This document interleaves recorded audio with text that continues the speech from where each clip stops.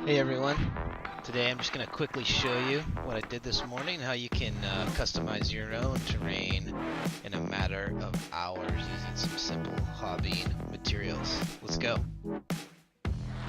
Today's Sunday. We're gonna do a little bit of hobbying, just to show you guys kind of what I do to my stuff.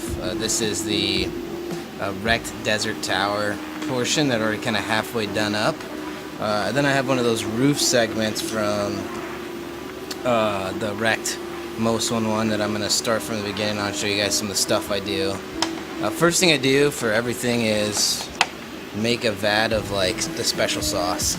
Right, so special sauce is real simple. It's water, PVA, right? Some of this stuff which you should have in bulk, and then I throw in some white acrylic paint, and then a different range of paints to give it a nice, in this case, earthy desert. Oh, cool, kind of color.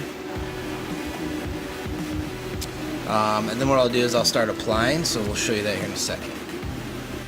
So in this one I took some dust, and I'll show you where I get that dust from, and I'm going to mix it up in here because I want it to be a really grainy special sauce, a lot of texture.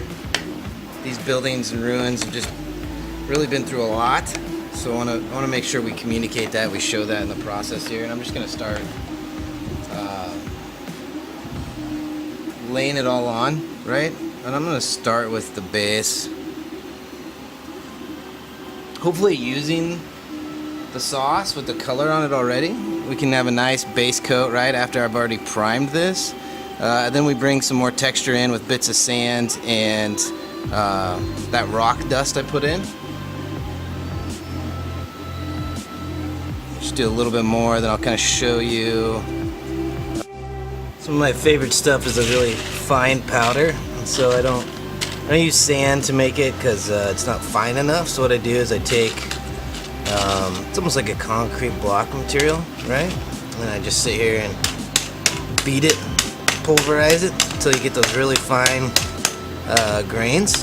And I'll do this for the next 10 minutes, get all these broke down, so I have a nice big batch of really fine kind of detail dust.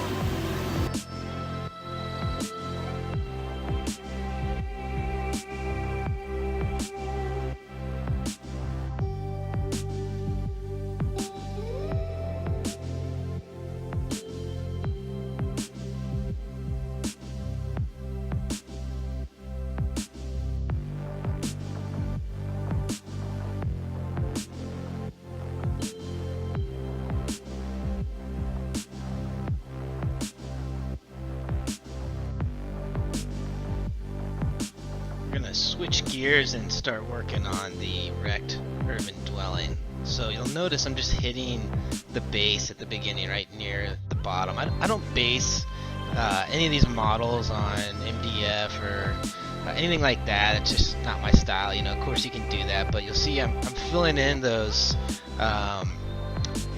worn spots that Dustin did for us, right? To make sure, because you'll see I'll come back here in a minute and I'll fill those in with some of that fine dust that we were talking about earlier. Here's a little patent pending technique, right? Just pour it in there and go. You got a lot of area to cover, so it's not going to be necessarily super pretty, so just do what you can, right? Hit it with a nasty brush, and then you'll see I'm getting those edges, those seams, and I'll come back here in a second and hit the tops as well. Here you'll see a little trick. I'm gonna start using my finger, right? Just to smooth the rocks around and that bit of dust. Helps move it around, and then later as part of the finishing process you want to come back and knock those larger rocks off if they're higher up on the wall.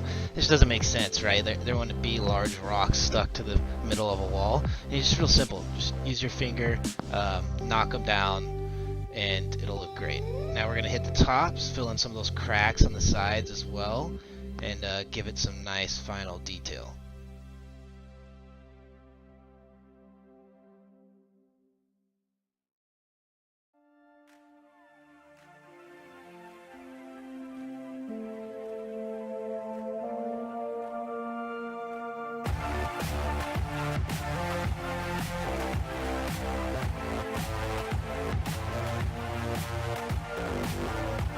A pretty sophisticated drying oven.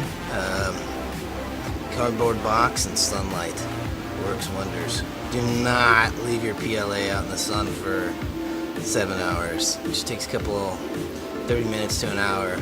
Let that PVA dry. That way you don't melt your plastic and all the work you've done.